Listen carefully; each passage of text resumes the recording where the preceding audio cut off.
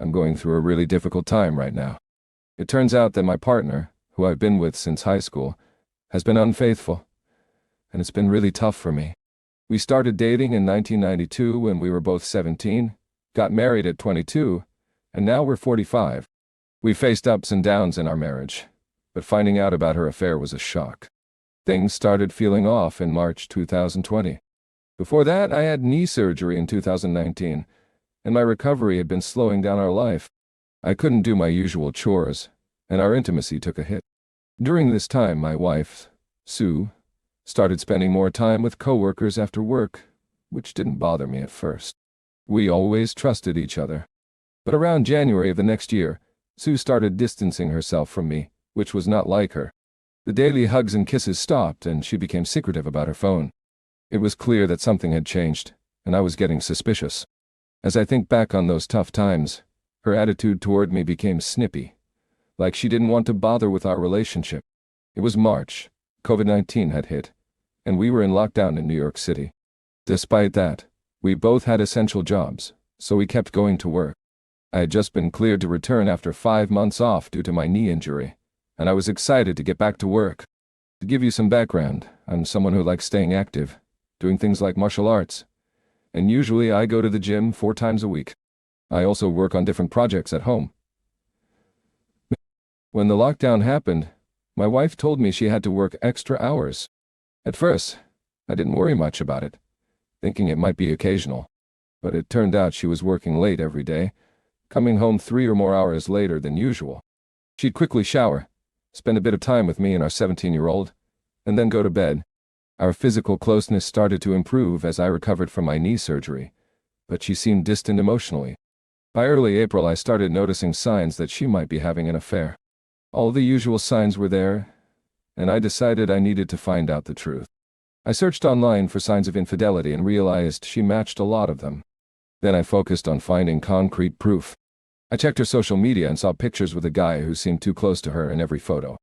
What bothered me more was that he was her friend on Facebook and followed her on Instagram. When I tried to look at his Facebook, I was blocked, which made me even more suspicious.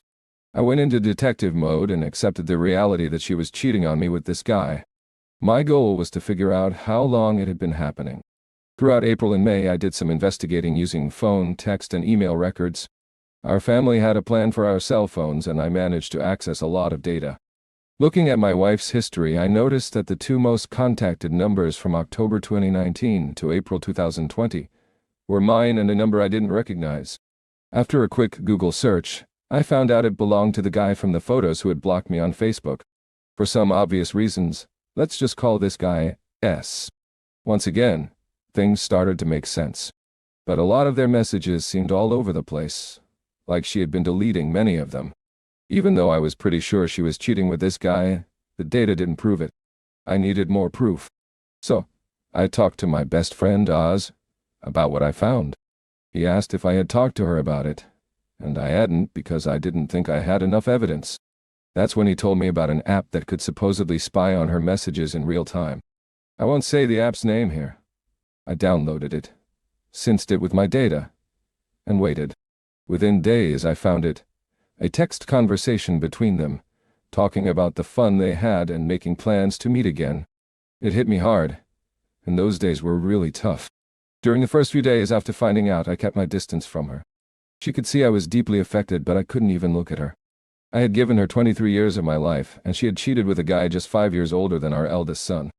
By the 3rd day, I wasn't just sad. I was really angry. I talked to Oz again and told him I wanted payback. I didn't just want a divorce. I wanted to hurt her like she hurt me.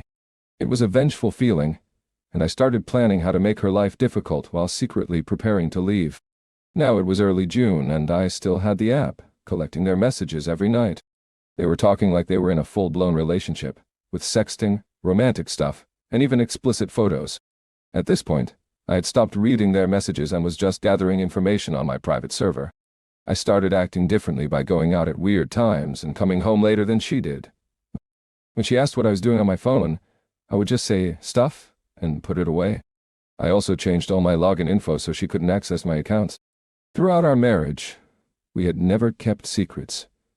But she changed her Facebook password around when I suspected her affair, citing security reasons. I shared my plan with Oz, my older sister, and two close friends I've known since high school. They promised to keep it a secret. In July, my wife got really paranoid. She texted and called me more, asking if I would be home, questioning where I was when I wasn't at home, and wanting to know what I was up to. I could tell she was getting suspicious, especially in her talks with POs. The tension was building, and I kept my unpredictable plan going. Her audacity amazed me. She was telling POs about her doubts, and even said I was becoming cold and distant, all while she was cheating. She even suggested they should stop meeting at our house because she didn't know if I might show up, confirming she had this guy in our home. Thanks for the confirmation, Sue. The irony got even better when Poas asked if she was worried about me cheating, which irritated her. Reading that gave me a lot of joy and laughs.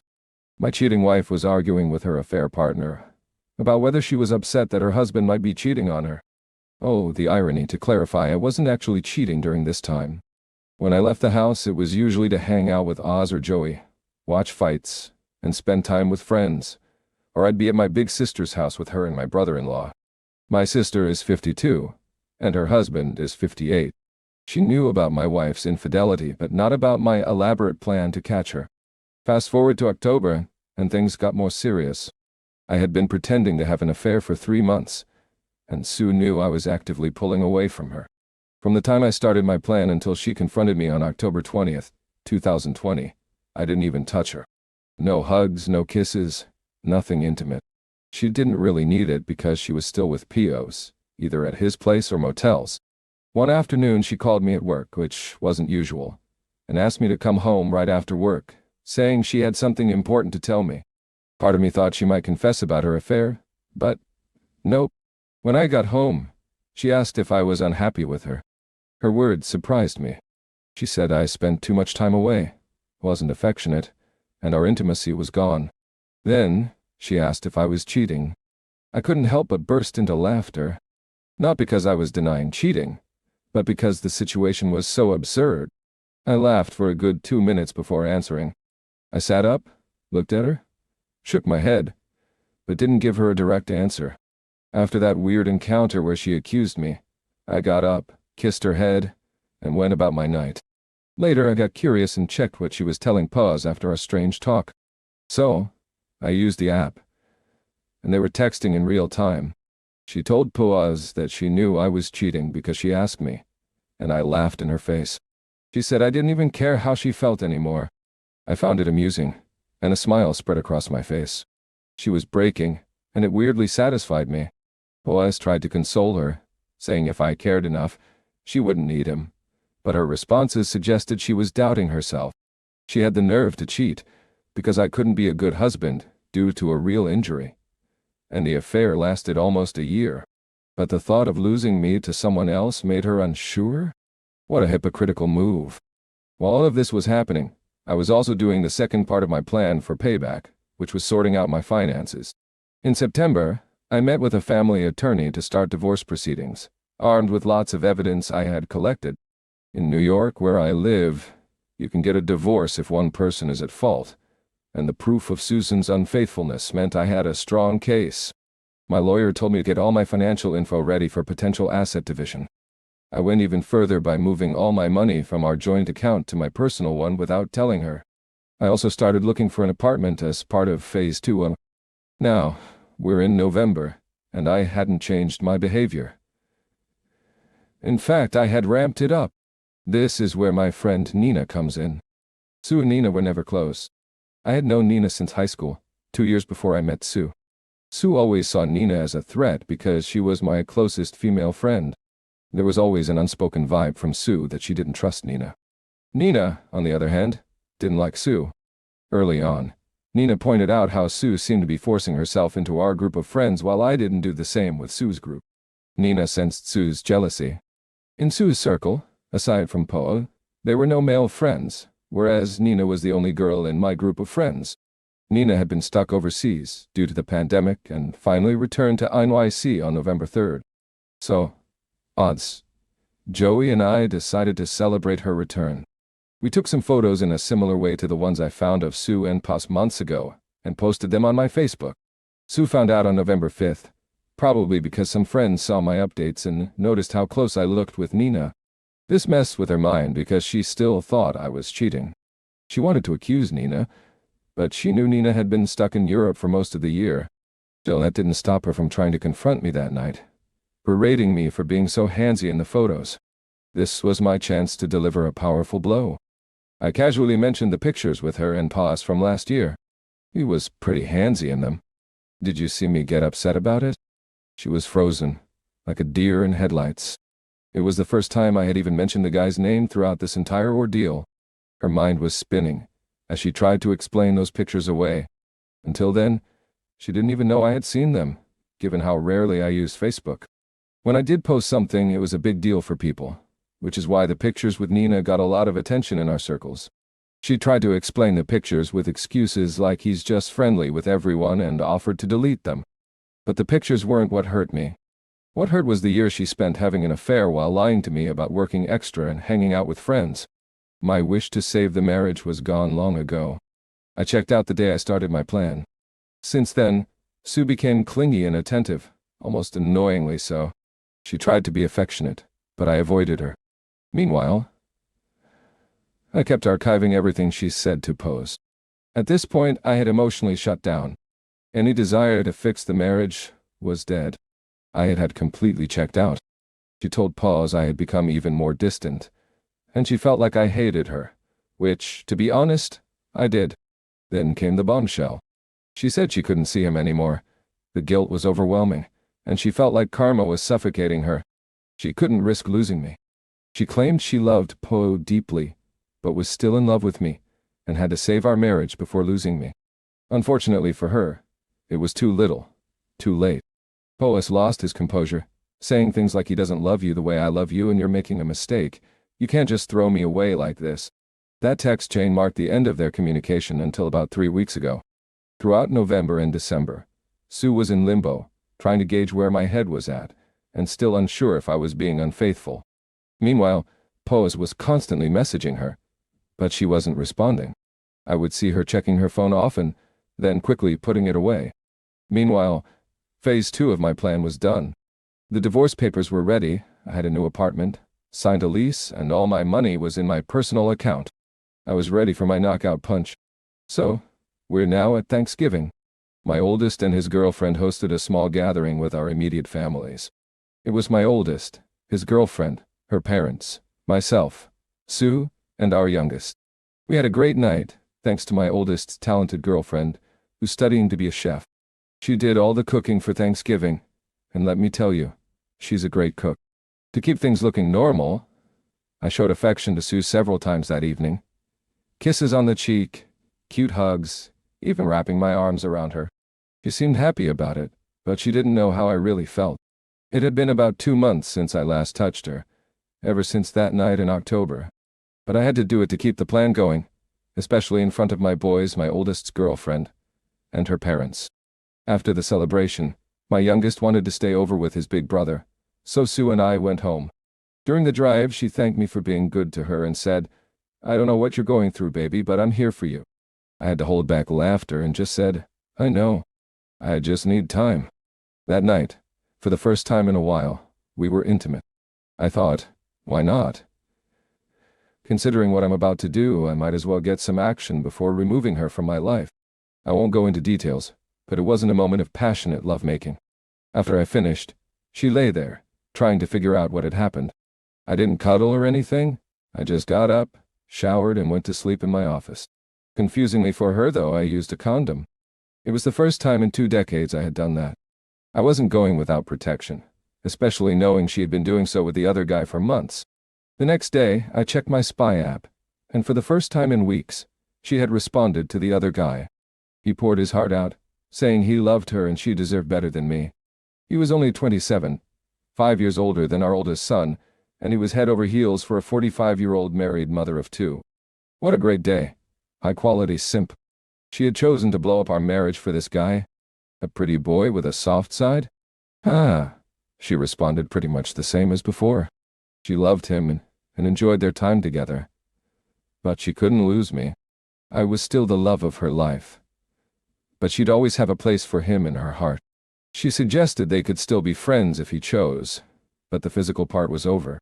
Of course, he begged her to see him one last time that week, and yes, she said, yes, one more for the road, right? Who was I to say anything? December 4th marked the beginning of Phase 3, the final part of Operation Shinobi Ghost. I had the divorce papers ready, my new place was all set up, and it was time to slowly move my things out of the house.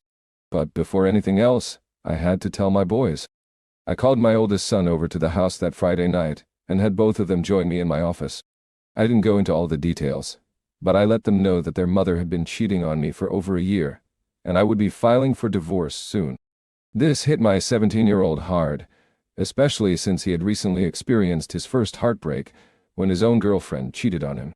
My oldest son handled it better and suggested taking his brother to live with him until things settled down, to which I agreed. We packed up some of his stuff, and he asked me if I was going to be okay. I assured him, yes, son, I'm going to be all right. And so are you. We're going to be all right. I promise. And then they were off. The hardest part was now behind me, and it was time to execute the final steps. Over the next few weeks, day by day, my friend Oz helped me get some of my most sensitive belongings out of the house. I gave him a list of items to grab while Sue and I were at work, and I left him a spare key. These were things that Sue wouldn't notice were missing unless someone told her they were gone. I also got a new phone and phone number, sharing the information only with those who needed to know, including Oz, Joey, Nina, my boys, my big sister, and my mother.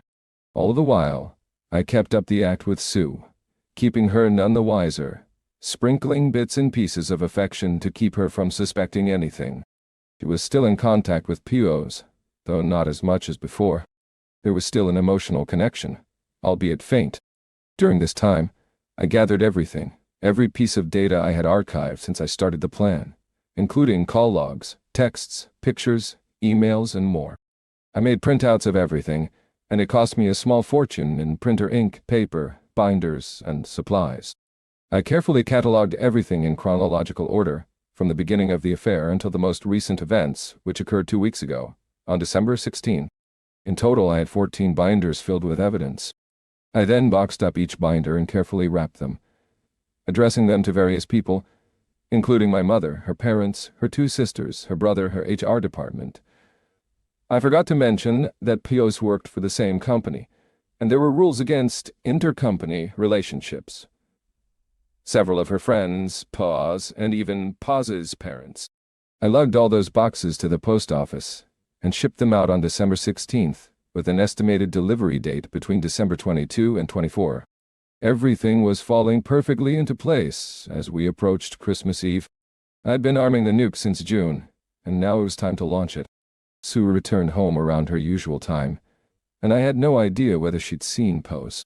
I stopped keeping tabs on her using the app on the 18th, thinking I had all the info I needed. Following our usual routine, she took a shower, spent a bit of time with me, and we had one last physical moment on the living room couch. I know, it wasn't great behavior on my part. After that, she went to bed. In the middle of the night, I woke up and finished one of the 3 remaining binders, placing the divorce papers inside the cover.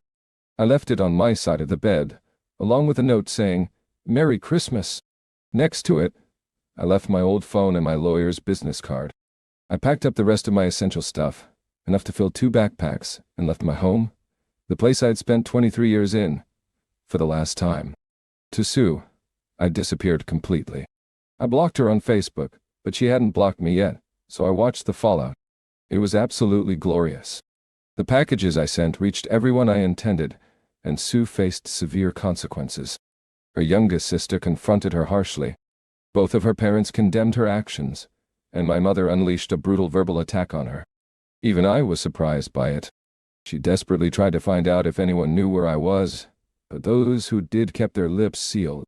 She attempted to reach me on Facebook, perhaps knowing I might be watching, but I refused to respond without my lawyer present. That would be the next time I would share oxygen with her. Sue had no way to spin the narrative to make me look like the bad guy, because I had exposed her to everyone who mattered in her life. According to a mutual friend who worked in the same company as her, Sue and Poss were apparently being put on administrative leave as of tomorrow. So, chances are she would be entering the new year unemployed. As for the final 2 binders, one had been turned over to my lawyer as my last piece of evidence for the impending divorce, and the last one I had placed in my storage unit to be burned in Joey's fire pit when the divorce was finalized. Do I feel guilty about all this? No, not even in the slightest. I had done right by this woman for 23 years. I had given her the home, family, and life she wanted, and I had loved her unconditionally. I had never faltered, never strayed, and never even entertained the thought of breaking my vows. When an issue came up that I felt was affecting our marriage, I came to her and told her, and we sorted it out as best we could. She opted to find comfort in another man's bed. Rather than come to me and say she was unhappy with our bed life at the time, she decided to step out with a young punk who gave her the tingles. No, I don't feel sorry for what I did or for her. I don't care what happens to her. The most I might lose is my house, a car, and maybe a bit of money each month in alimony. But since the divorce is filed under the statute of adultery and Naya is at fault, they might waive it with all the proof I've given. To me, she's like she doesn't exist anymore, and I'm not going back. If you enjoyed the story, please click the like button and subscribe for more stories.